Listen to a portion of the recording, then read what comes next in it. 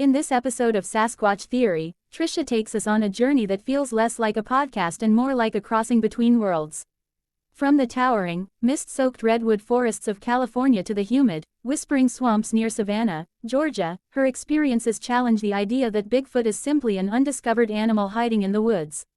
What unfolds instead is a pattern, one that suggests intelligence, intention, and something ancient watching from just beyond the trees.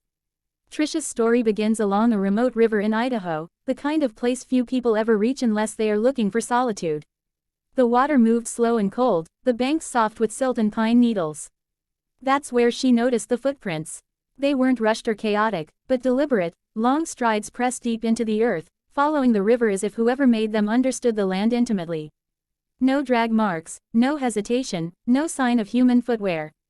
Just a quiet trail that appeared and vanished again into the brush, as if the forest itself decided how much it would reveal.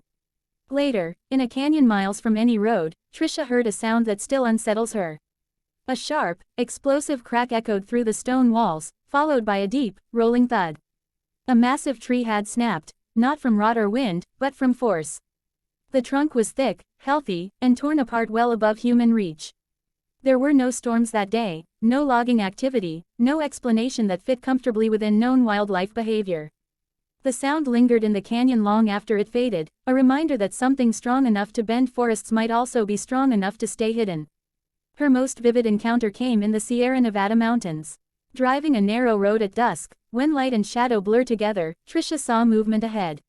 A large, fur-covered figure crossed the road in seconds, but not clumsily. The fur rippled as it moved, muscles rolling beneath like something built for power and speed. What stayed with her wasn't just the sight, but the aftermath, the heavy, musky scent that flooded the air moments later, unlike any animal she had ever encountered. It was earthy, sharp, and unmistakably alive, lingering long after the road was empty again. As her travels continued, patterns began to emerge. In multiple locations, often far apart, Trisha found tree structures that defied coincidence. Trunks woven together high off the ground, massive limbs wedged between standing trees, formations that required strength, planning, and access beyond human capability. These were not random fallen branches or storm debris. They looked intentional, almost symbolic, as if marking territory or communicating presence. In places where the forest felt especially old and undisturbed, these structures appeared more frequently, as though the land itself was part of the design.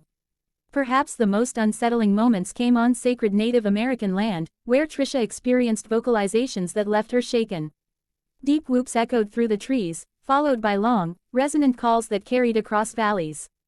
These were not coyotes, owls, or wolves. They rose and fell with rhythm, responding to one another, moving through the forest with purpose. Elders from nearby tribes spoke of similar sounds passed down through generations, describing beings that were neither fully physical nor entirely spirit, guardians, watchers, the tree people. This is where Trisha's theory takes a turn away from traditional cryptozoology. She doesn't believe these beings are simply rare animals waiting to be catalogued. Instead, she suggests they may exist at the edge of our understanding, capable of interacting with the physical world, yet not bound by it. The way they appear briefly and vanish, the intelligence implied in their movements and structures, and their consistent association with sacred or untouched land all point towards something more complex.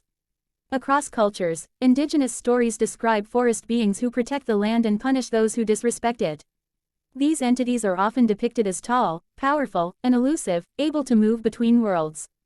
Trisha believes modern Bigfoot encounters may be the same phenomenon filtered through a contemporary lens. Where science looks for flesh and bone, ancient traditions recognize spirit and responsibility. Perhaps Bigfoot isn't hiding from us, but from what we've become. The idea of a supernatural guardian of the forest reframes every encounter. The snapped trees become warnings. The footprints, invitations or boundaries. The vocalizations, not random noise, but language, meant for those who know how to listen.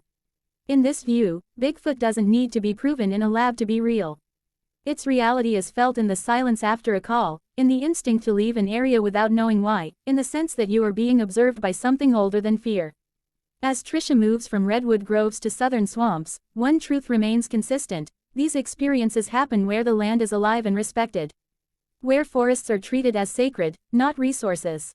Maybe the mystery of Bigfoot endures because it is tied to the mystery of nature itself, wild, intelligent, and not meant to be owned.